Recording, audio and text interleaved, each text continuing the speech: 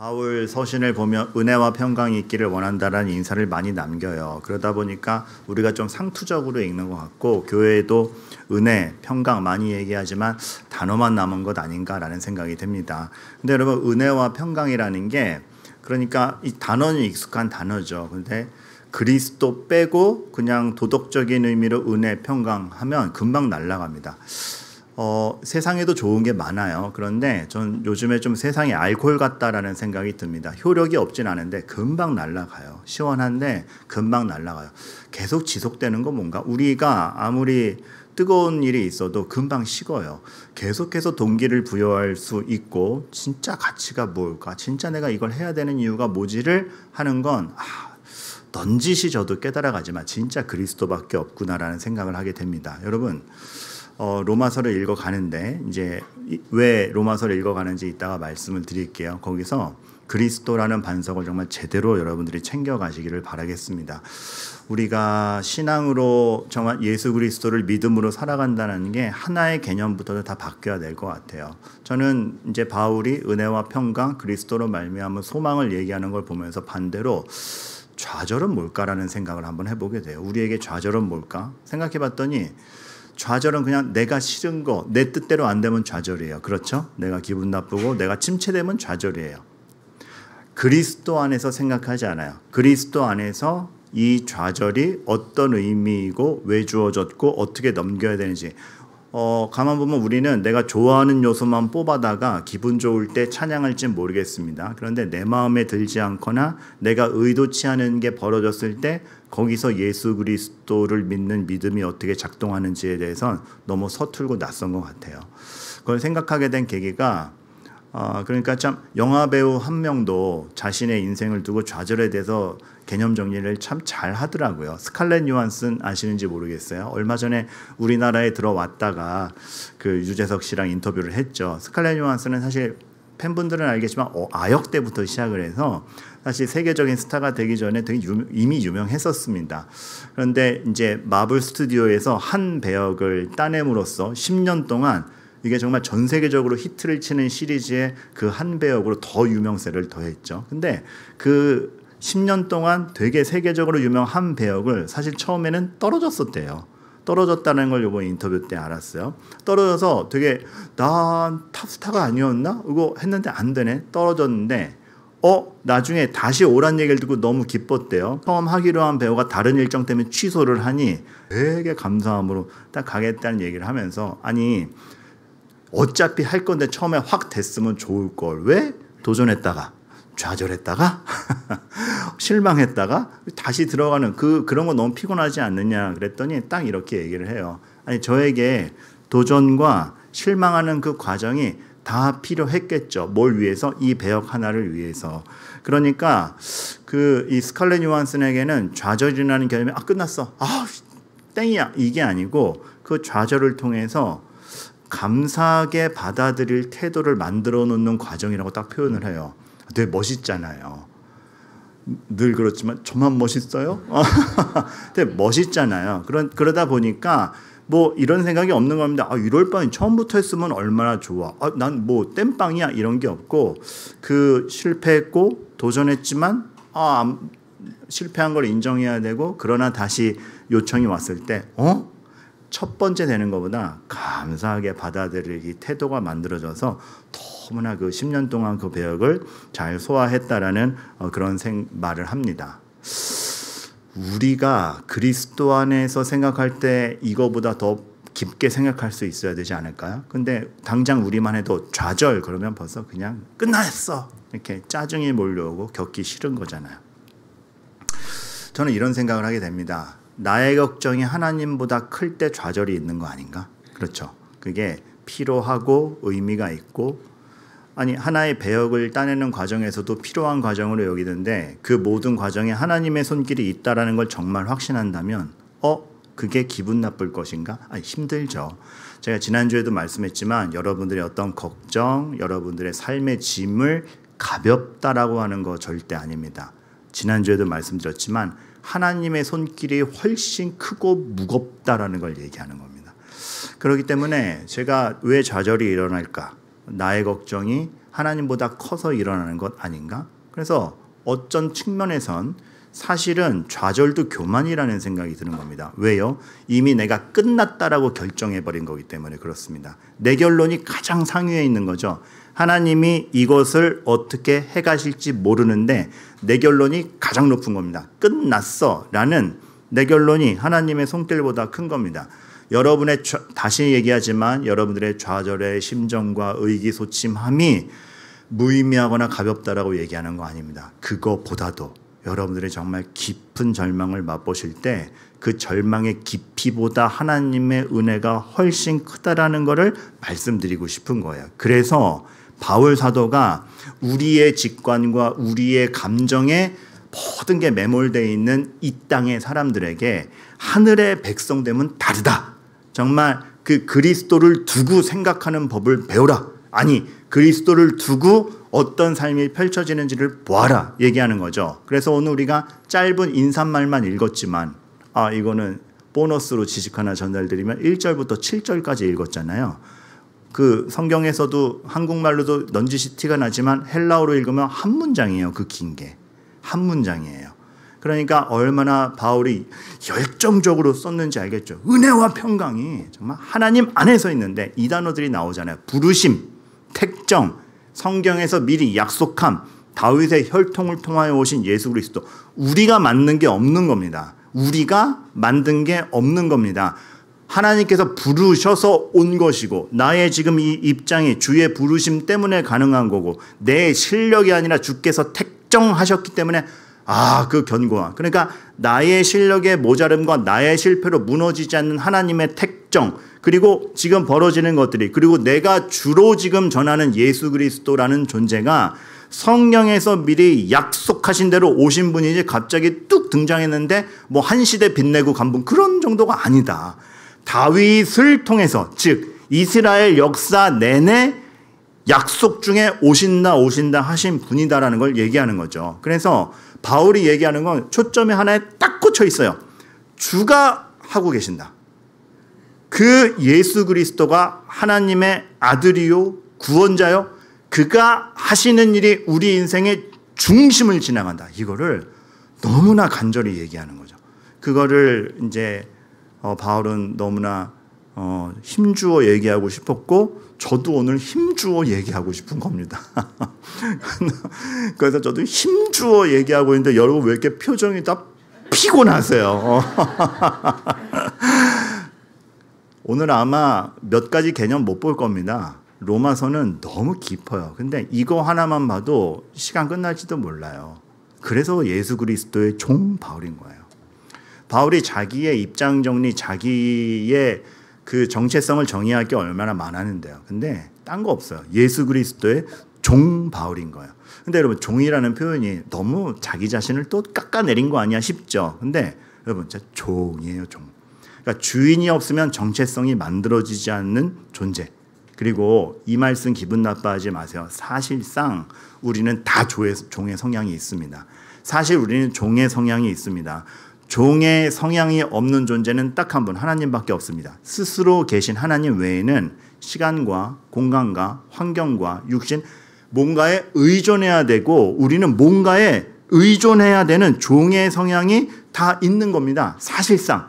우리는 무언가에 의존해야 됩니다. 그래서 누군가의 종이 되느냐의 문제만 있으면 사실상 우리는 종입니다. 그러면 여러분 예수 그리스도의 종이 되시겠습니까? 세상의 종이 되시겠습니까? 이 질문 나오는 거죠. 그 종이라는 표현이 기분 나쁘면 주님께서는 이걸 아름답게 똑같은 개념으로 이렇게 표현하셨다는 걸 아시면 도움이 될 것 같아요. 무엇과 같다? 어린아이와 같다. 믿음을 가질 때 어린아이와 같은 믿음. 제가 많이 반복해서 설명드렸던 것 같아요. 어린아이와 같은 믿음이라는 거는 어떤 믿음? 어린아이의 순수함, 어린아이의 착함.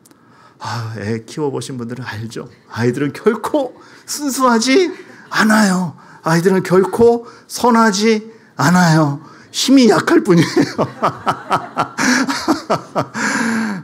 주님께서 말씀하시는 거는 그것보다는 물론 아이들이 더 순백하고 순진합니다. 하지만 그걸 얘기하는 게 아니고 부모에게 의존하는 존재라는 거죠. 자기가 만들어가는 인생이 아니라 부모에게 의존함으로써 그 관계성이 표현이 되고, 그리고 많이 의존할수록 사랑이 깊다라는, 그리고 그 부모의 능력을 받아서 살아가는 종이라는 게 그런 거예요. 주님으로 말미암아 정체성이 만들어지고 목표와 계획이 내 실력대로 하면 망할 것밖에 없는데 주인이 해놓은 것 안에서 기쁨과 풍요로움이 있는 거죠.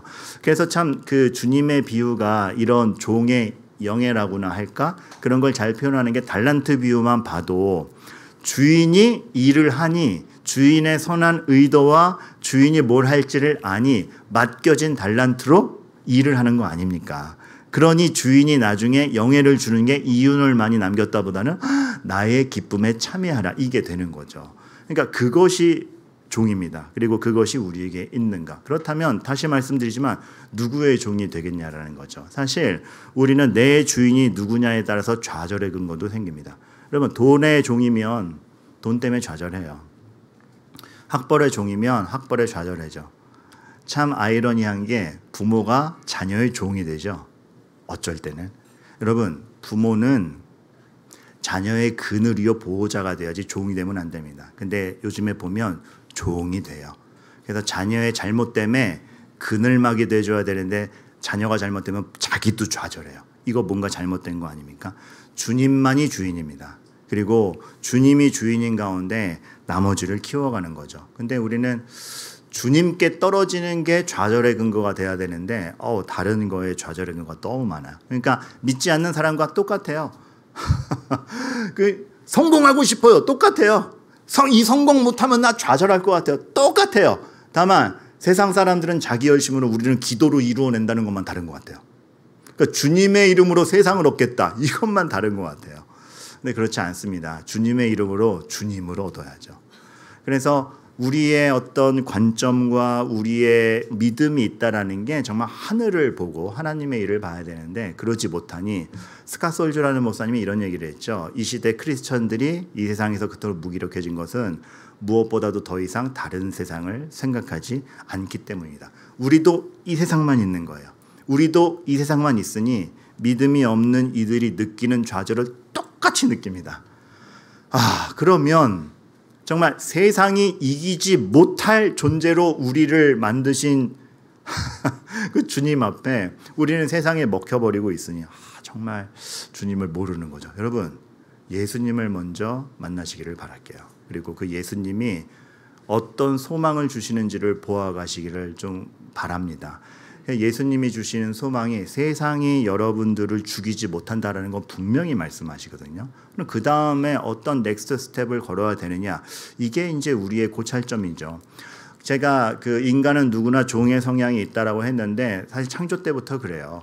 그 타락하자마자 부끄러워하였더라가 딱 나오잖아요. 그렇죠. 그럼 보면은 사실은 하나님이 주인일 때, 하나님과 온전히 있을 땐 부끄러울 게 없었습니다. 왜? 하나님이 다 공급하시니까. 그리고 정서적으로나 감정적으로나 의지적으로나 육신적으로나 완벽했기 때문에 부끄러울 것도 가릴 것도 없었습니다. 근데 딱 타락하니까 하나님의 주인됨이 딱 단절되고 꺾이고부터 정말 기댈 곳에 기대지 않고 딴 데 덩그러니 있으니까 육신의 허물이 보이고 정서적으로도 결핍이 있어서 상대방에게 다 공개하지 못하고 나만의 비밀이 있고 부끄러운 게 있고 신뢰하지 못하고, 사실 부끄러움의 동의어 중에 불신이 있다라고 하지 않습니까?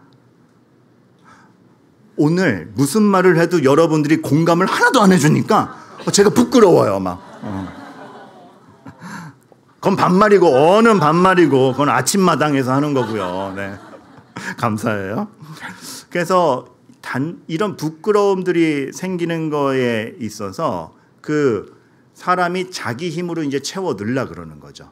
근데 거기에서 이제 오류가 생기는 겁니다. 그 부끄러웠다라 해서 사실 아담과 하와는 알았어야 돼요. 이 부끄러움을 가려줄 수 있는 것은 하나님밖에 없다. 근데 자기들 힘으로 하잖아요. 무화과 나무 이 못으로 딱 만들어 입잖아요. 가인의 후손들을 보면 재능이 많습니다. 누구는 사냥을 잘하고 누구는 뭘 잘하고. 그거 자랑 아닙니다. 하나님만이 채워줄 수 있는 것을 자기의 힘으로 채운다라는 증거예요. 문화가 발전한 것 같지만 그게 소망을 주지 못하는데 자기가 만든 스펙으로 채워가는 시대가 된 거죠. 나중에 라멕이 가인을 죽인 자는 7배로 돼 나에겐 77배로다. 이거 자랑 아닙니다. 자기 부끄러움을 가리려고 자기가 만든 것으로 자기 이 옹벽을 딱 쌓는 건데 다 허물어집니다. 세상이 허탄함을 경영하죠. 하나님 찾아야 돼요. 하나님만 이렇게 가리워줄 수 있다는 걸 알아야 돼요. 그래서 가윗의 계보와 아벨, 셋 계보의 차이는 능력치 차이가 아니라 가인의 후손들은 다 자기 스펙으로 자기 가리려고 그러는데 아벨과 셋의 자손은 딱 하나 나오죠.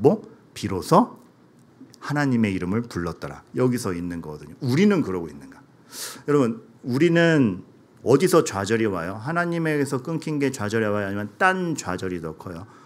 어떤 좌절이 와도 힘들지만 그 좌절이 여러분을 죽이지 못하고 하나님보다 크지 않은데 하나님께 끊기는 게 가장 두려워야 되고 그게 거기서부터 시작해야 되는데 우리가 어떤지 모르겠습니다. 그만큼 하나님이 실질인지. 제가 출애굽 강해 때 얘기를 드렸는데 이스라엘 백성이 이렇게 생각할 수 있다 그랬잖아요.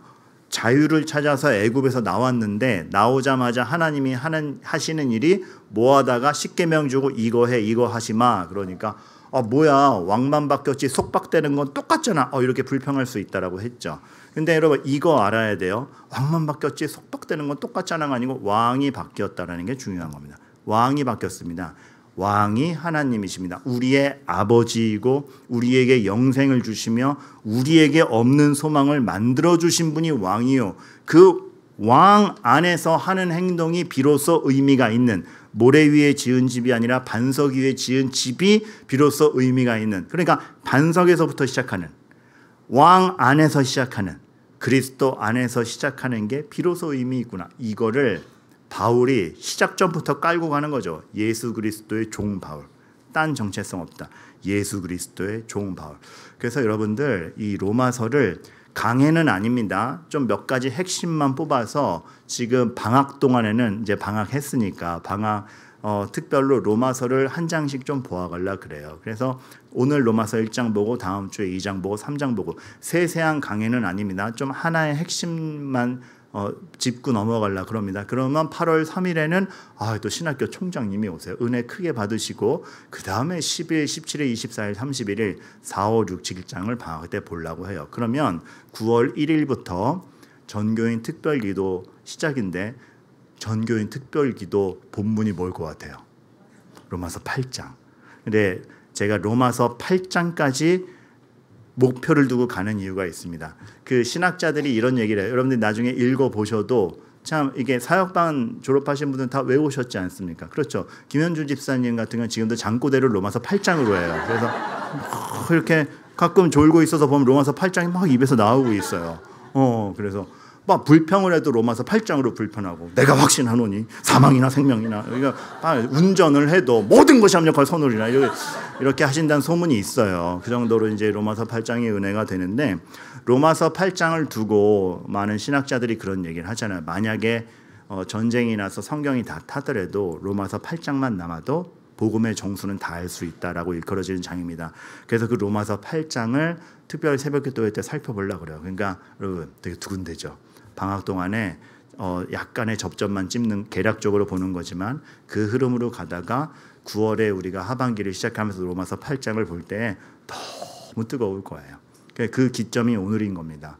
그래서 여러분들 참 8장에 결코 정죄함이 없다. 모든 것이 합력하여 선을 이룬다. 아닌 것 같지만 선을 이룬다.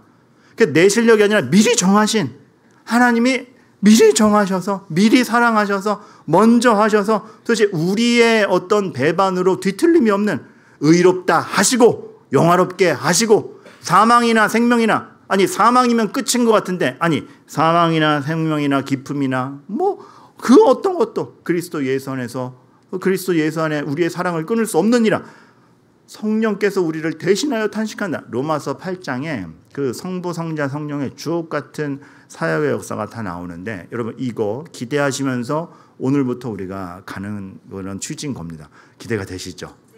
그래요. 그럼 오늘은 여기까지 할게요. 왜냐하면 여러분 주기도에 보면 일용할 양식을 주옵시고라고 돼 있잖아요. 우리는 정말 매일매일 은혜가 필요해요. 하루라도 안 먹으면 죄로 꺾입니다. 그리고 세상의 세태가 너무 우리에게 생각할 겨를을 안 줘요. 여기서 우리는 진짜 때마다 매년 밥 먹때는 특별 새벽기도 같지만 그때만 정말 세게 주의 말씀을 봐야 되고 하나님이 우리에게 뭘 주시는지를 봐야 돼요. 사실 세상이 정말 우리에게 생각할 시간을 안 줍니다. 그 지금 인디애나에 그 대학 농구에서 가장 유명했던 여자 선수 한 명이 프로리그로 재작년인가 갔어요. 그런데 너무 대학 때부터 인기가 많아요. 상품 가치도 큰 거예요. 인디애나가 요즘에 좀 슈퍼스타도 없어가지고 농구장 표도 안 팔려고 그러는데 이 여자 농구 선수 케이틀린 클락이라고 합니다. 케이틀린 클락 선수가 가자마자 갑자기 전좌석 매진되고 광고비가 막 상승하고 경제 효과가 너무 좋고 슈퍼스타인 거예요. 근데 워낙 잘하다 보니까 이 케이틀린 클락 선수가 너무 견제를 받아요. 그러다가 얼마 전에 견제를 당하다 못해 막 상대 선수가 얼굴을 긁어버리는 거예요. 그 장면이 나왔어요. 막 22번 선수거든요. 그냥 긁는 거예요.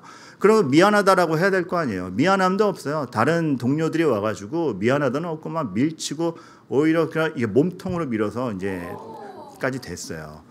그래가지고 너무 아침마당이었는데요. 네. 감사한데 저 되게 놀라셨구나. 네. 온라인으로 보시는 분도 오해하시겠다. 자, 그런데 이게 참 너무 그렇잖아요. 그래서 아이고 되게 호되게 당한 날이 있었어요. 그래가지고 슬픈 날이었는데 여러분 근데 또 이 팀에 든든한 언니가 있습니다. 든든한 소피 커닝햄이라는 선수가 있는데 정말 왜 여러분 어디 가도 믿음직한 센 언니 하나 있지 않습니까? 이 언니가 자기 팀 그래도 신예 에이스가 당하고 나니까 이 언니가 못 참은 거예요. 그래가지고 그 눈 핥혔던 선수 있잖아요. 그 선수가 공격해 오는데 호되게 복수합니다. 이 눈 긁었던 선수가 들어오니까 이 소피 언니가 잡아다가 그냥 내동댕이를 쳐요. 그래서 선수들이 오는데 혼자서 대량 맞짱을 뜨는데 안 밀려요. 그래가지고 야 진짜 언니는 언니다. 그 신문에 찍혔어요. 신문에 기사가 땄는데 그 소피 언니가 뒤통수 잡아당기는 이 사진. 올 테면 다 와봐. 1대3으로 붙는 사진이 딱 올랐어요. 근데 여러분 이 사진이 딱 올라오고 나서 이 언니의 인스타그램이 팔로워가 한 10배가 늘어납니다. 인기가 치솟는 거죠. 언니 너무 멋있어요. 언니 저희 동네도 와서 뒤통수 좀 잡아주세요. 저도 인디애나 팬이었기 때문에 굉장히 통쾌했습니다. 근데 통쾌하는 저를 보면서 그런 생각이 들었어요. 생각할 겨를을 안 주는 시대다. 그러니까 뭔가 이 사람이 누구며 이 사람이 어떤 사람이냐 판단 생각 없이 이미지 하나에 딱 좋아 통쾌해 그리고 마음 다 주는 거죠. 이 시대가 그러니까 이 선수는 되게 좋은 선수예요. 그런데 제가 마음이 혹 가고 통쾌하다 하는 걸 보면서 선과 악에 대한 판단하기 전에 마음이 먼저 가는 거죠. 이 사람이 누구냐 알기 전에 마음이 먼저 가는 거죠. 뭘로? 그 이미지 하나로. 정치, 경제, 여러분 소비 습관, 교육 사실 우리 다 그렇지 않습니까? 뭔가 판단하기 전에 휩쓸려 가는 거 많지 않아요? 세상이 하나님 안에서 생각하여 판단할 겨를 없이 세상의 파도가 주는 거에 그냥 본능적으로 이렇게 반응해 버리는 시대가 아닌지. 그리고 이미지가 선과 악의 영역까지 들어와 버렸어요. 이 선수가 어떤 선수인지 알기 전에 내 마음에 들면 선하다로 여겨버리는 거 아닙니까? 그렇죠. 그게 뒤통수 잡아 당기든 뭘 하든 상대편 입장에선 또 악일 것이고 그렇죠. 다 그 보여지는 이미지에 따라서 본인이 받아들이는 자기 소견에 따라서 선, 악, 좋음, 나쁨을 정하는 거에 너무 익숙해진다라는 생각이 드는 겁니다. 여러분 아까 좌절 얘기 나와서 그러죠. 좌절도 그렇잖아요.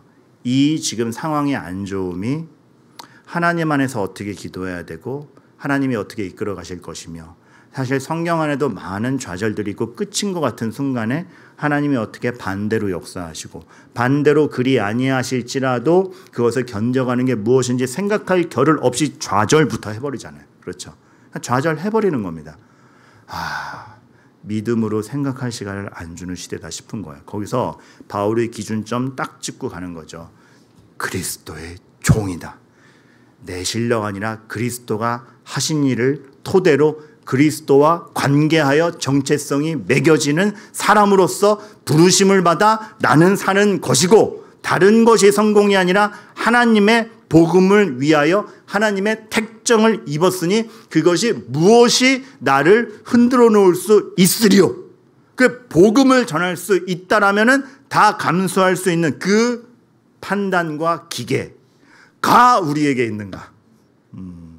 여러분 한번 많이 생각해 봐야 될 것 같습니다. 근데 여기서 하나, 바울은 이 정도로 아주 충성심 있는 사도였어요. 그런데 여러분 퀴즈, 바울은 다른 사도와 같이 예수님과 공생의 기간 동안 3년 동안 먹고 자고 같이 했나요? 안 했어요. 이게 바울에게 어쩌면 결핍이에요. 물론 성령의 은혜 가운데 부활하신 예수님을 만나서 눈 멀고 부활하신 예수님께 직접 배운 순간이 있었겠죠. 근데 이게 좀 체감도가 뭔가 다르지 않습니까? 그 3년간 동고동락했던 제자들이 누렸던 건 못 누린 것 같은 것만 같은 느낌이 있잖아요. 너무 말이 이랬다 저랬다 했는데 만약에 제가 이렇게 질문하면 바울 사도는 뭐라고 대답할까 싶은 거예요. 당신은 주님이랑 동고동락하지 않았잖아. 그래서 당신은 베드로가 아는 것보다는 좀 덜 할 것 같은데, 여러분 이거 어떻게 생각하세요? 여러분 참, 그래서 내가 뭘 경험했고 내 체험이 뭐냐가 아니고 하나님이 뭘 하시느냐가 중요합니다. 다 하나님이 택정하여 부르셨고, 그때는 하나님이 우리의 형편과 우리의 실력 때문에 무너지지 않게 할 일들이 있는 거예요. 자, 바울은 주로 이방인의 사도가 됩니다. 근데 이방인의 경우 예수 그리스도를 목격하고 예수 그리스도와 동고동락한 사람이 있는 부류입니까? 아닙니까? 아니죠. 다 말씀으로 전해 들어야 하는 사람들이 이방인들입니다. 그래서 이방인과 똑같은 형편에서 본인도 사도가 된 거죠. 성령의 감동으로 주님을 만나는 이방인 우리도 직접 유대인으로서 유대 땅에서 유대의 정서를 가지고 보고 듣고 하지 못했어도 정말로 성령의 감동으로 믿음으로 만나주시는 주님이 동고동락한 사람들이 만났던 주님과 똑같구나 라는 확신을 바울이 주는 겁니다. 나도 그랬다. 여러분 결핍이 아니라 쓰임이 다른 거죠. 바울은 자기 조건으로 자랑하는 거 하나도 없어요. 내가 전에는 디모데전서 1장 13절 15절 어가리 나오지 않습니까? 비방자요, 박해자요, 폭행자였다. 무슨 자격 근거가 되느냐? 딱 하나, 그리스도가 나를 불렀다. 여러분 결핍은 신기하게도 더 많은 것을 증거할 수 있는 기틀이 되기도 합니다. 일부러 결핍을 맞이하라는 얘기도 아니고 일부러 실수하라는 얘기도 아니에요. 실수는 그냥 하게 되잖아요. 나는 그냥 부족하잖아요.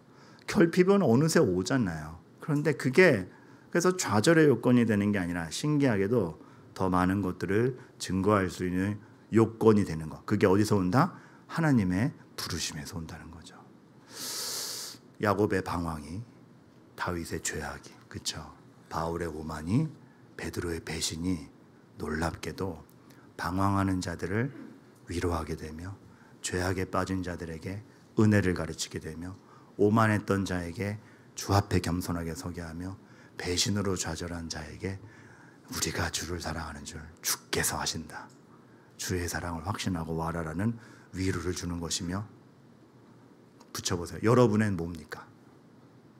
여러분의 혹시 결핍은 뭐고 어디다 꺼내놓지 못할 여러분만의 부끄러움은 뭡니까? 그게 여러분의 자격을 실추시키는 게 아니라 그것 때문에 하나님을 더 깊이 마주하고 여러분만의 고유성이 만들어집니다. 그거 확신하셔야 돼요. 그러니까 그 부끄러움, 그 결핍 때문에 여러분만이 증거할 수 있고 여러분을 깊이 만나주시는 하나님이, 그리고 신기하게도 그걸 거쳐가면 여러분만이 위로할 수 있는 사람이 생겨요. 멋지지 않습니까? 그 교회에서는 그래서 이거 간단하게 적용해 볼게요. 이렇게 말씀하셨으면 좋겠어요.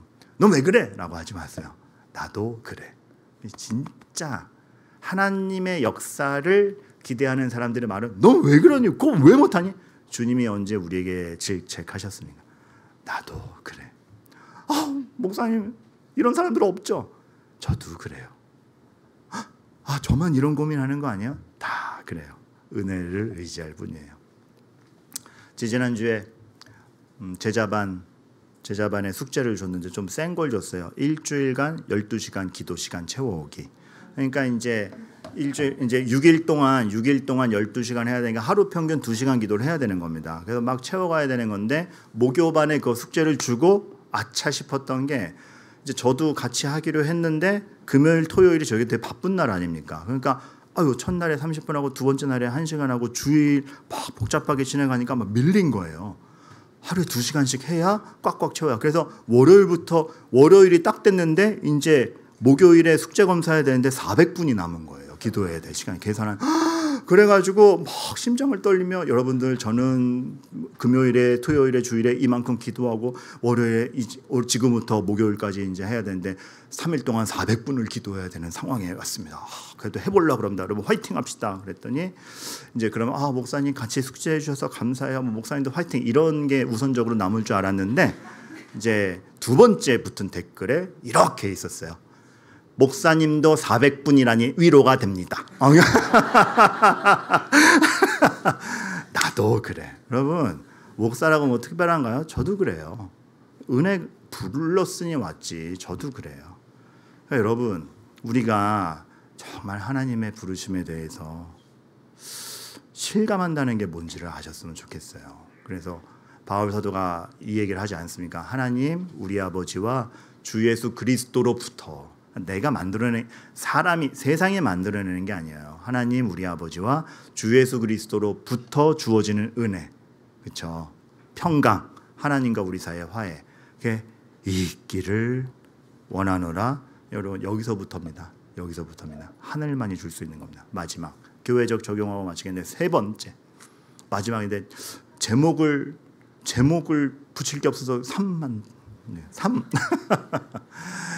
이 7절에 보면 이 말이 나와요. 로마에서 하나님의 사랑하심을 받고 성도로 부르심을 받은 모든 자에게. 여러분 교회는 나 하나 혹은 나한테 마음에 드는 사람들 아니고 하나님이 부르신 모든 자가 그 은혜와 평강 안에 있어야 되는 겁니다. 의미 있는 거예요. 정체성이 로마가 아니고 하나님의 사랑하심을 받은 거예요. 근데 여러분 이 세상이 이상하죠. 어디 사느냐도 이미 정체성이 되어버린 시대죠. 예를 서울 사람, 잘 사나? 벌써 이렇게 되잖아요. 연변 사람, 이게 벌써 로마 그러면 당시에는 뭔가 이렇게 세련미와 똑똑함의 기준이 되는데 그게 정체성이 아니라 로마에서 분당에서 하나님의 사랑하심을 받고 죄송합니다. 이제 용인에서 오신 분도 있기 때문에 말을 바꿉니다. 경기도에서 하나님의 사랑하심을 받고 성도로 부르심을 받은 이음교회 모든 분들이요. 하나님이 부르셨기 때문에 필요 없는 사람이 없습니다. 근데 우리는 그렇게 하나님이 부르신 자를 감히 미워하죠. 그렇지 않아요. C.S. 루이스가 친하게 지내던 친구 중에 찰스랑 로널드라고 있었어요. 셋이 굉장히 친했는데 3명 친구가 있다 보면은 셋이서 너무 친하면서도 가끔 질투도 있어요. 그래서 얘가 요거는 얘랑 더 잘 맞으면 내가 삐지고 막 그런 거 있잖아요. 그래서 근데 C.S. 루이스는 그 로널드라는 친구를 되게 좋아했어요. 근데 로널드는 가끔가다 찰스랑 잘 맞는 게 있으니까 묘한 질투가 있었다라는 그런 얘기들이 있는데 아이고 찰스 할아버님께서 먼저 돌아가십니다. 이제 C.S. 루이스랑 로널드만 남은 거죠. 근데 그때 C.S. 루이스가 명문장을 남겨요. 찰스가 떠났으니 로널드를 독차지한 것이 아니라 로널드를 덜 차지하게 됐다. 왜냐하면 찰스의 농담에 반응하고 웃는 로널드를 잃었다. 얘 때문에 미치겠어. 얘 때문에 미치겠는 반응을 하는 박민근도 있는 거고 얘 때문에 웃는 박민근도 있는 거고 얘 때문에 바쁜 박민근이 박민근인 겁니다. 하나님은 공동체 안에서 우리를 그렇게 만들어 가세요. 근데 우리는 내가 좋아하는 사람만 상대하려고 그러잖아요. 그렇지 않아요. 그 복합적인 관계가 우리를 얼마나 부요하게 만들어 가는지 모릅니다. 참 멋있는 것 같아요. 한 사람 잃었으니 독보적으로 친해지겠다? 아니, 로널드의 농담에 반응하는 찰스는 잃어버렸다. 사실 얼마나 우리와의 관계가. 그 옛날에 그거 제목 뭐였죠? 그 김정은 씨 나오고, 북한 김정은 말고 탤런트. 김정은 씨랑 박신양 씨 나온 파리의 여인? 파리의 여인. 거기서 여러분 너무 옛날 건가? 그 박신양의 정적이 누구예요? 최이사. 복습 좀 하세요. 왜 이런 명작은 다시 보고 복습하고 그래야 됩니다. 최이사가 끝까지 박신양 멸망시키려고 물고 늘어지잖아요. 근데 나중에 다 발각되고 최이사가 쫓겨나잖아요.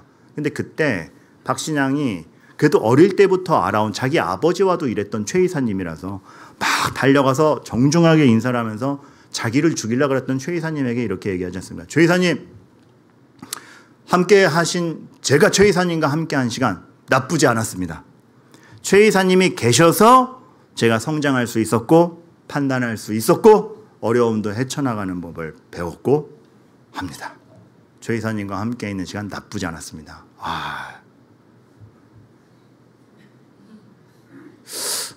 그만도 못한 것 같아요, 우리가. 그만도. 그러니까 내 마음에 안 되면 확 제껴버리는, 그렇지 않습니다. 하나님이 부르신 성도가 모인 곳에 얼마나 고귀한 만남과 고귀한 일들과, 우리가 계산치 못한 일이지만 좌절이 아니라 하나님께서 해가시는 일들이 있는지를 정말로 그리스도의 종이 되어서 세상 것에 흔들리는 것이 아니라 그리스도와의 관계에서 앞으로를 좀 분별해가는 저와 여러분들 됩시다. 방학 기대하세요. 그리고 우리 특별 새벽기도의 로마서 8장, 제 마음 같아서는, 계획으로는 새벽기도 기간 내에 전 교인에게 로마서 8장을 암송시킬 계획입니다. 라고 하면 아무도 안 나오겠죠. 그래서 그냥 마음의 소원이고, 그만큼 우리가 주의 은혜로 달려가고 왕 되신 주님을 확인해 갑시다. 아멘.